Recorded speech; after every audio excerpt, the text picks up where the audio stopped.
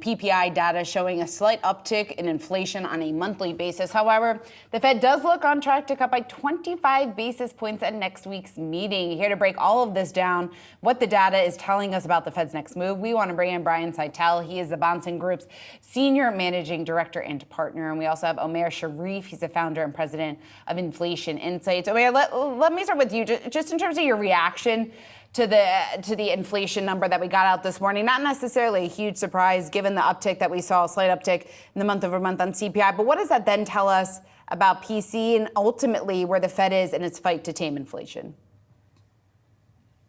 Yeah, good morning. So a couple of things about this number. As you said, relatively benign for the most part. Final demand PPI was about 2.1% last month, dropped to 1.7% this month. So really what we're seeing is benign pipeline pressures. And you mentioned the CPI yesterday was a little bit firmer than we'd like to see. It was about 0.3. But the good news is when you take that CPI data yesterday and what we saw in the PPI today, that combines to really make up what we get in the Fed's preferred core PCE.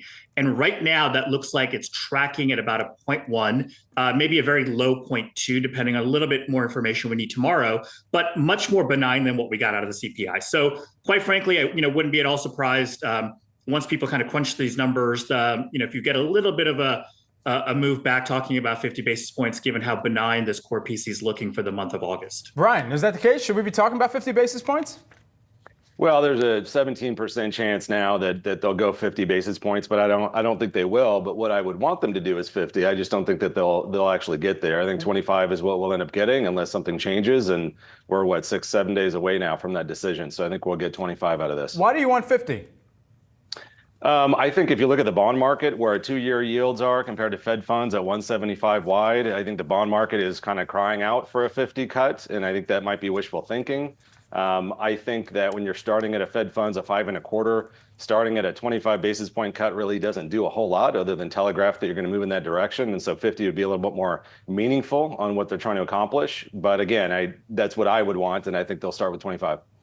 Omair, when it comes to, I guess, just your assessment of the economy so far. So here we are. It looks like overall, yes, the labor market's slowing. We certainly have seen a bit more emphasis on the labor market rather than inflation here over the last several weeks. Are you confident that we will see that soft landing? Has the recent data reaffirmed that narrative to you? No, to put it in technical terms, I would say the recent data has kind of freaked me out a little bit. The labor market numbers last month I thought were pretty disturbing. I'm with Brian on the fact that there's always this concept of what we think they should do and what they will end up doing. But I agree that they ought to go 50 because the 3-month average of payrolls has dropped to 116,000 from about 160,000. That's a really sharp slowdown.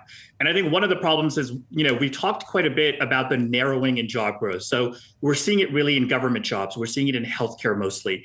And a lot of the other sectors not really adding a whole lot. Well, the problem is the 3-month average in terms of job gains in healthcare slowed by almost 30K through the month of August. We've seen all the downward revisions to last year of over 800,000. Some of that will continue and will continue to affect the data from April 2024 forward.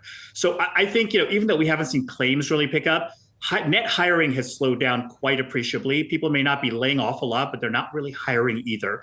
And I think the other thing is we're pretty far from the Fed's own estimates of neutral. So, 50 to me would be a good step to start to get towards that. If policy works with long and variable lags, let's get moving here to make sure that we are able to achieve the soft landing and not kind of fumble at the 1-yard line here.